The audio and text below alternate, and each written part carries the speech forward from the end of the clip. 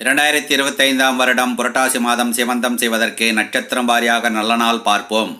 நிகழும் மங்களகரமான விசுவாவசு வருடம் புரட்டாசி மாதம் 20ஆம் தேதி அக்டோபர் மாதம் 6-10-2025 திங்கட்கிழமை, வளர்பிறை பௌர்ணமி திதி, உத்திரட்டாதி நட்சத்திரம், சித்தயோகம் கூடிய சுபதினத்தில் பகல் 12 to 1:30 மணிக்குள் தனுசு லக்னத்தில் சீமந்தம் செய்து கொள்ள வேண்டிய பெண்களின் நட்சத்திரங்கள்